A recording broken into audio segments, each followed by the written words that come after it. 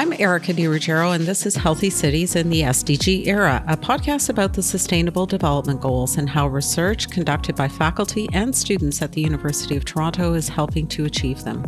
We're recording from Toronto, or Tekaronto, which for thousands of years has been the traditional land of the Huron-Wendat, the Seneca, and the Mississaugas of the Credit. Today, this meeting place is still home to many Indigenous people from across Turtle Island, and we are grateful to have the opportunity to work on this land. In this episode, we'll look into SDG 12, which focuses on ensuring sustainable consumption and production patterns. SDG 12 is made up of 11 targets, which span a multitude of areas, including resource use, sustainable business, environmentally sound technologies, and policies. Today's episode will focus largely on Target 6 of this goal, which aims to encourage companies, especially large and transnational corporations, to adopt sustainable practices. The commercial determinants of health refer to the actions and activities of the private sector, including these large and transnational corporations, which affect people's health.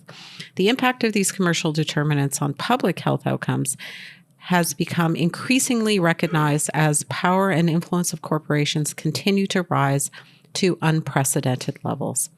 In the context of sustainability specifically, there is much to be considered between a corporation's goal of maximizing profit and how this relates to fiscal and environmental consumption. In this episode, we'll speak with Quinn Grundy about the interaction between corporations, specifically the medically related industry, and the public health system. Then we'll speak with Daniel Eisencraft Klein about how the balance between sustainability and pressures from corporations are, or rather should, be realized in policy making.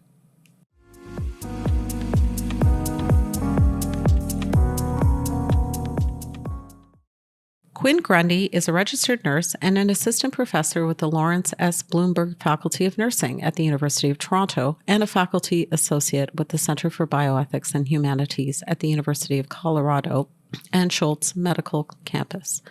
She's the fellow with the WHO's Collaborating Center for Governance, Accountability, and Transparency in the Pharmaceutical Sector and the Center for Sustainable Health Systems at the University of Toronto.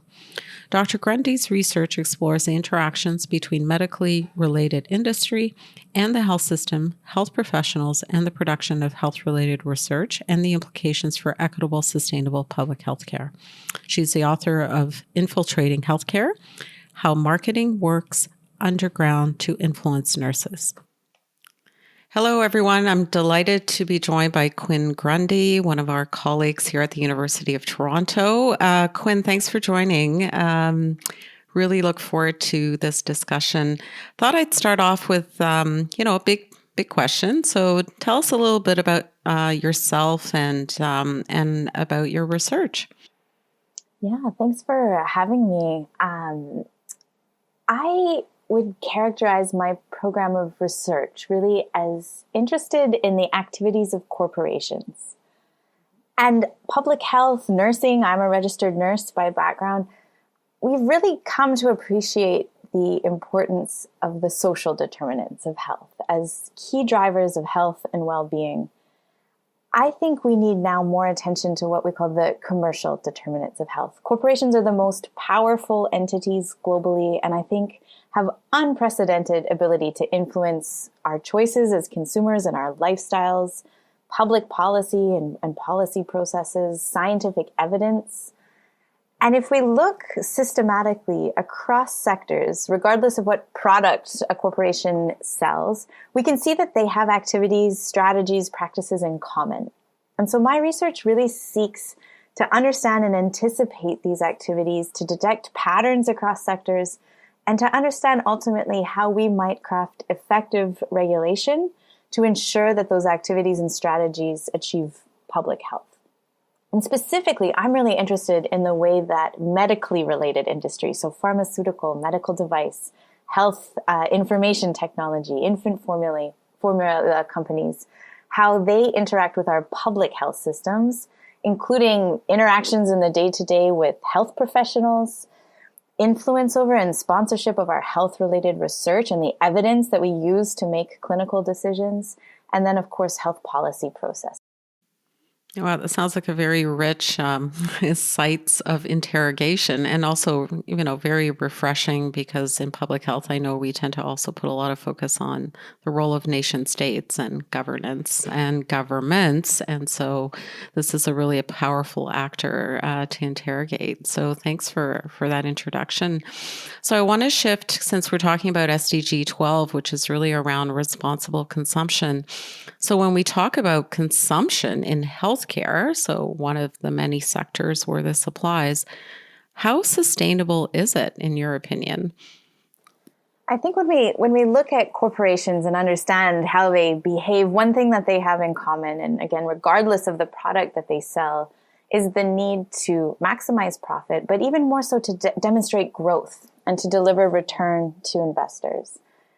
And that's regardless of, I think, some very important sustainability considerations, which could be fiscal in terms of the fact that worldwide a lot of healthcare is publicly funded or, funded out of pocket by patients, but also environmentally.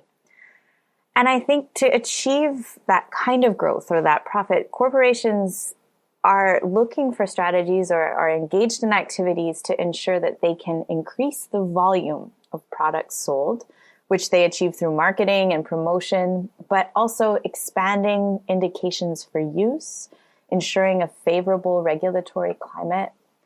And I think what that translates into is that, when a new health technology comes to market, we see that companies have these very multifaceted promotional strategies that often involve education of health professionals, policymakers, patients, research, so creating an evidence base, peer-to-peer influence, and that's in addition to advertising that happens through sales reps visiting physicians or, direct-to-consumer advertising.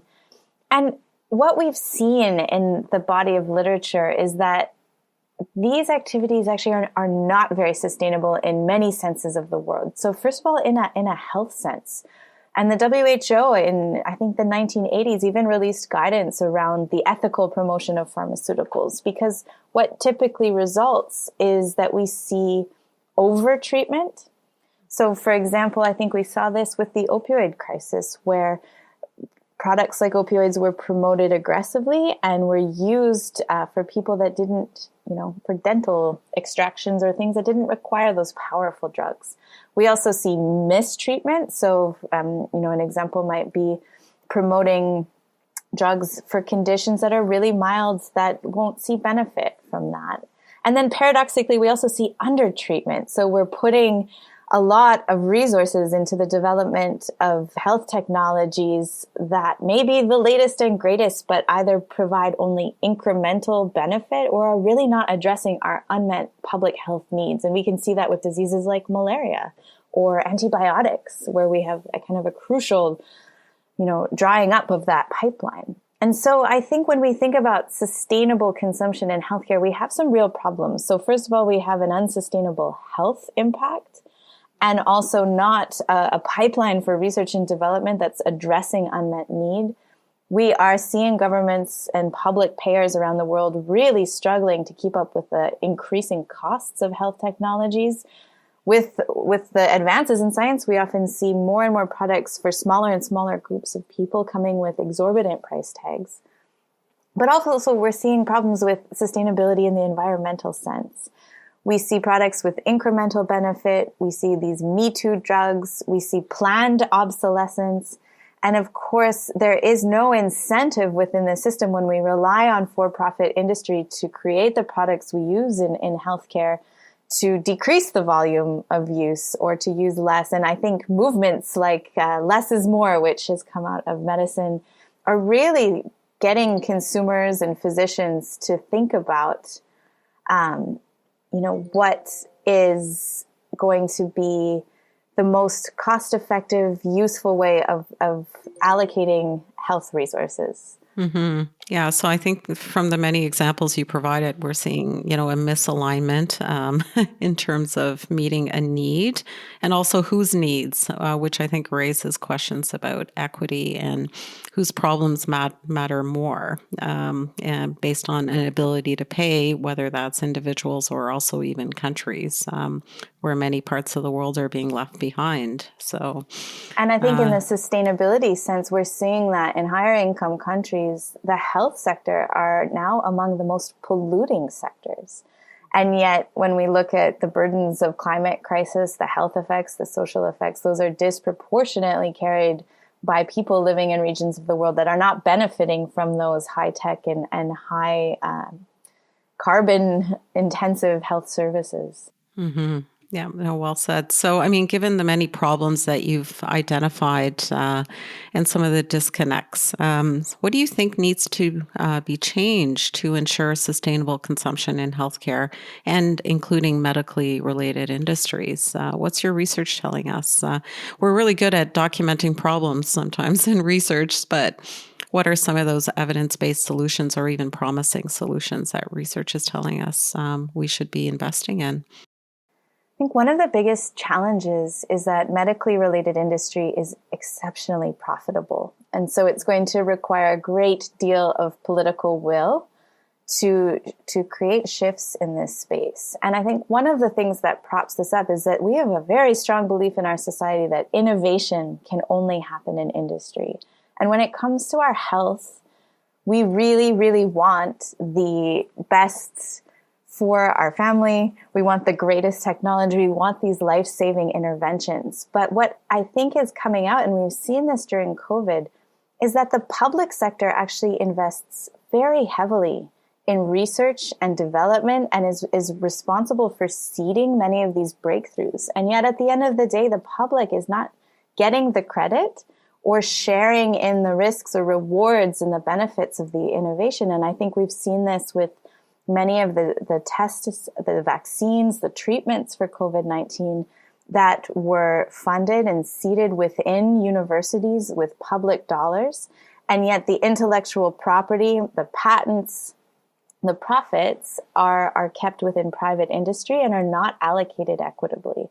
So I think the first thing is when we think about developing new health technologies, we need to give the public sector the credit it is due and to think about kind of a more fair share for taxpayers and the public who have shouldered, the costs of research and development to make sure that it is equitably allocated and that we have the access at sustainable prices. I think, too, we need to really think about this value of independence. And just as we have seen in the health sector, in terms of health-related research, there has been kind of a drawing back of resources and public funding for research. Many researchers are faced with having to turn to industry for research. Most of the clinical trials in the world are industry-sponsored.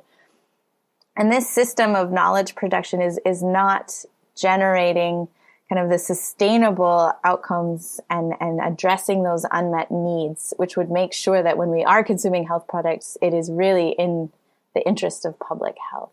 And so I think we need to think about how do we bring more transparency? How do we bring more accountability? How do we ensure that the health evidence that we base our decisions on, the guidelines we produce, is really independent and rigorous and is kind of the influences on the research agenda that might drive it toward more profitable solutions or over-treatment or higher consumption, and putting some checks on that. I think the last piece would be in terms of how health professionals receive information about new technologies. A great deal of education is provided through the companies that have a commercial interest in that education. And so when a hospital purchases a new product, it's often the sales representative from that company that is delivering that education about how to use it. When clinicians find out about new products in their area, it is often through industry at a conference or at a sponsored dinner or for samples dropped off. We know that physicians, when they choose the tools with which they work, they often have strong preferences, and those preferences are determined about often by what they trained on. And so industry is looking to form relationships with clinicians very earlier in their career. And so while I think industry has a very important role and expertise, certainly, both in research and in education, we need to find ways that clinicians can learn about, can test, can evaluate, can contribute, can change, can tweak, and work with products independently of those commercial interests. Yeah, no, I think that's well said because, we know health professionals are key gatekeepers and very much in contact with people and patients and influencing their decisions. So very well said. Thanks so much, Quinn, for sharing your perspectives on some pretty big questions that still need further investigation and action. And we really appreciate you sharing your perspective with us today. Well, thank you so much for having me.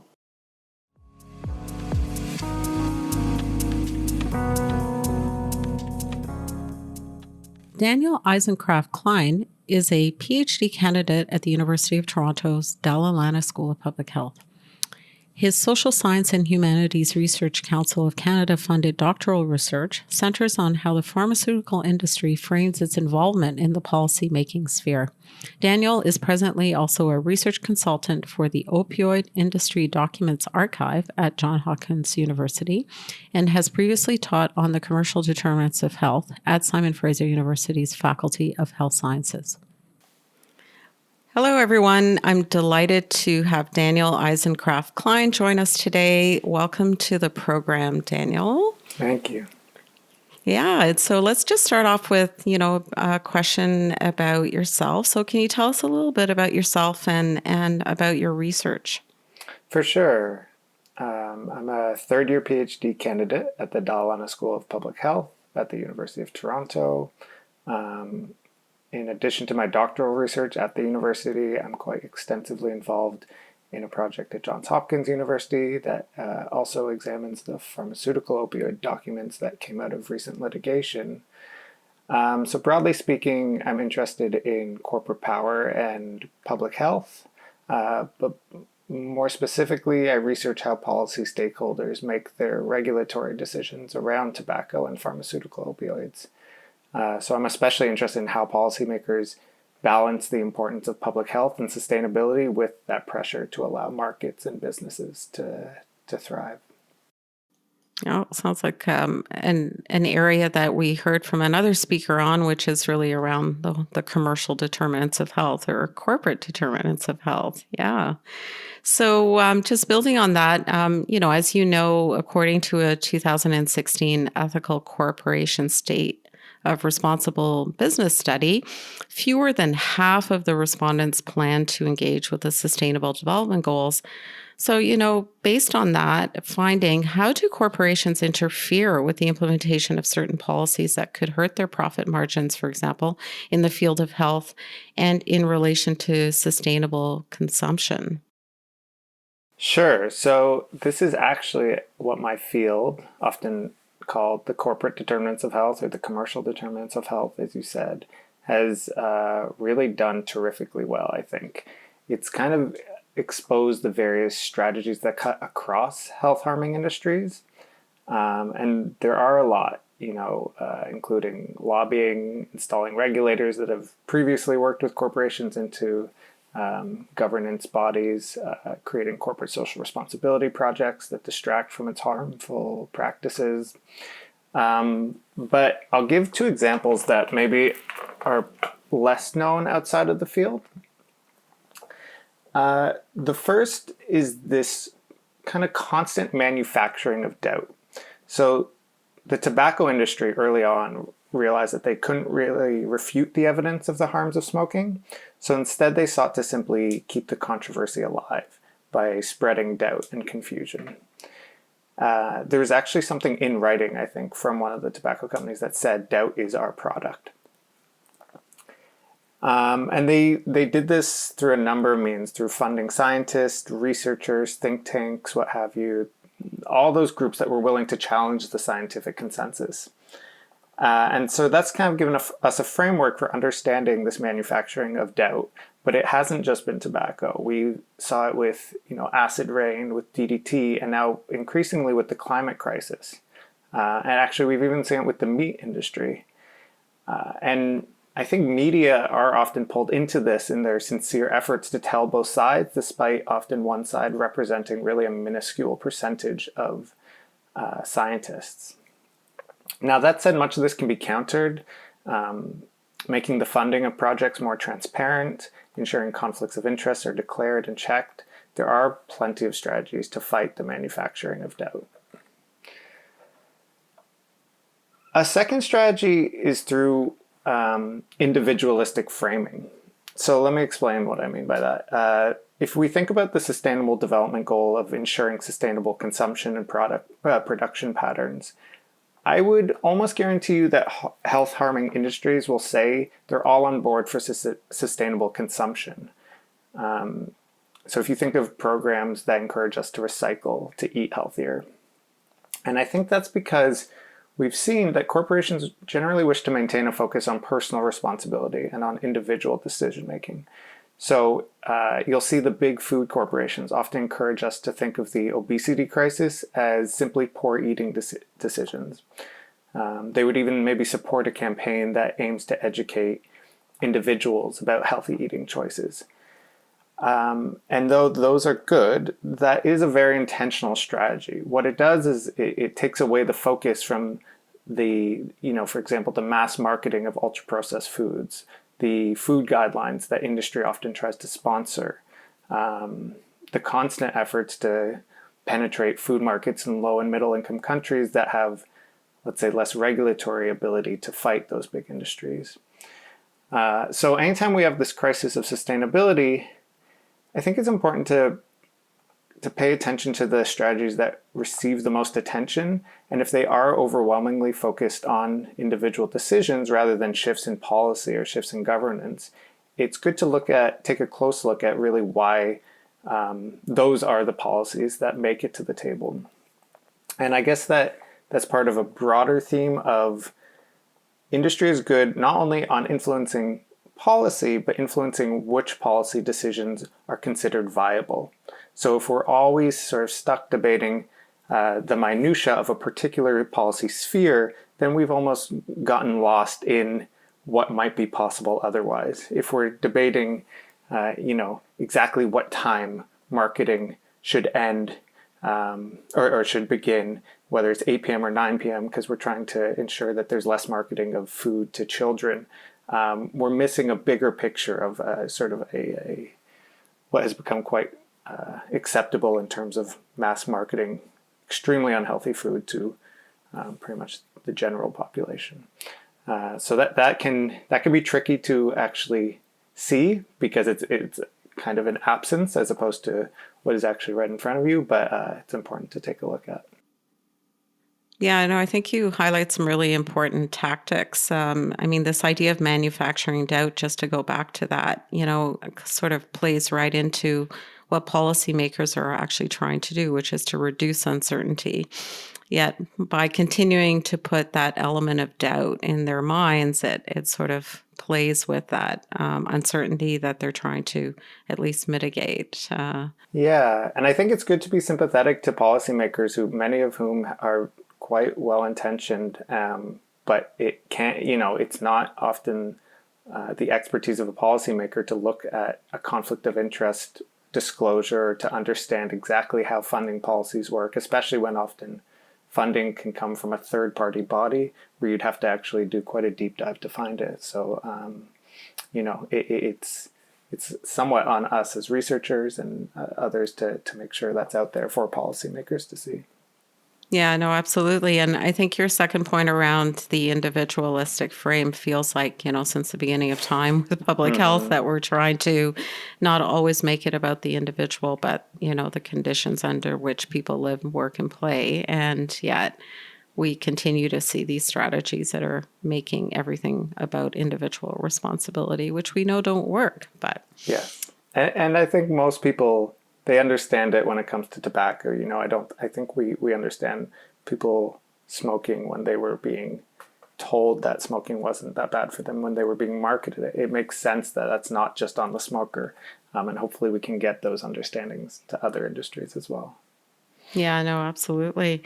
So I just want to close maybe with a sort of more, forward-thinking kind of question. So in your opinion, what do you think could be changed in this field to ensure that sustainable and beneficial health policies are implemented? So, if you had that sort of crystal ball, like where should we be headed? That would be nice. Well, I think that people are starting to recognize that these changes just won't happen naturally. It will take quite a bit of effort. But I think people are also starting to see that change really is possible. So it's always useful to go to tobacco as a place to begin. That generally speaking, we've seen in high-income countries, at least, we've banned marketing, we've exposed lobbying, we've shown that industry-friendly researching, and the results are pretty clear. We've had massive decreases in smoking rates, in secondhand smoke exposure, etc. But if we had simply just asked the tobacco industry to just start acting nicely, I don't think anyone truly believes we would have made the progress that we have. So I think it's important to be kind of realistic here about multinational corporations. I think you should put yourself in the shoes of an executive at a fast food or at a tobacco company, kind of like what we were saying with a policymaker. If you were at the head of a corporation that's creating one of these health-harming products, why would you worry about a sustainable goal unless you do have a financial incentive? I think it kind of doesn't make sense for us to be surprised when a corporation simply does its job, which is to maximize profit. So I guess that's the first point. I would love for us to stop expecting multinational corporations to do anything that goes against their bottom line. And that's not a good thing or a bad thing per se. It's just the structure of what a multinational corporation is. I'd make just one other point here. I'm teaching a course this semester on the commercial determinants of health to undergraduates, and the reception has really been good. And I think there is a real appetite and a desire for more focus on corporate interests' impacts on health and on policy. So my hope would be that just like we now often have a required social determinants of health course in many public health schools, maybe a commercial determinants course would also be required, or something that really makes sure that health professionals understand the role that corporate interests have in their field. And that could be for public health, but that would also be for people studying nutrition, for medical doctors. If you're interested in reducing alcohol consumption, I'm doing some work around Indigenous inequities and how those intersect with corporate efforts. I think this intersects with a lot of other important areas and a lot of other social determinants of health that we could really contribute to. So making sure those sustainable policies are implemented that you mentioned might really start with training health professionals, the ones that are coming up into the field, to start looking for this. Yeah, but as you say, this is an area that's so pervasive and cuts across so many sectors and issues in society. And really, we do need to do a better job to, help expose people to the role of the commercial determinants of health in shaping not just policies, but how health is, produced or undermined, depending on the topic. So thanks for leading the charge, right? I think, it's already well underway, as you say. Yes, absolutely. Well, thank you for leading the charge and actually taking a step forward and helping to train the next generation. And thanks for joining us today, Daniel. My pleasure. Thank you so much.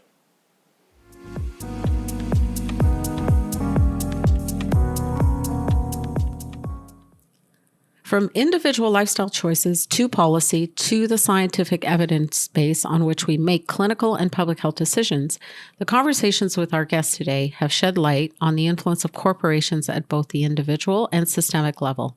As our speakers have described, these commercial determinants must be recognized and examined critically for their influence on population health, health equity, and sustainability. As highlighted by Quinn, changes promoting sustainable consumption in this space, especially in the healthcare sector, requires the political will to prioritize sustainability over profitability. Additionally, we must recognize the importance of the public sector in innovation to champion for a more sustainable and equitable knowledge production process. Additionally, as highlighted by Daniel, we must reconcile with the idea that sustainability will not necessarily be a priority for these large corporations. As such, we must not rely on them to make changes themselves, but rather take action, including through policy, to ensure these changes are made. Healthy Cities in the SDG Era is made with the support of the School of Cities at the University of Toronto, whose mission is to bring urban-focused researchers, educators, students, practitioners, and the public together to explore and address complex urban challenges. We'd love to hear your thoughts on Healthy Cities in the SDG Era. If you enjoyed this episode, please rate, subscribe, and share to help others find this series. You can find Healthy Cities in the SDG Era on Spotify, Apple Podcasts, and the Dal Lana School of Public Health's YouTube page, as well as our Center for Global Health website. Join us for our next episode, where we'll look at SDG 17, Partnerships for the Goals. Thank you for tuning in, and we look forward to speaking soon. Take care.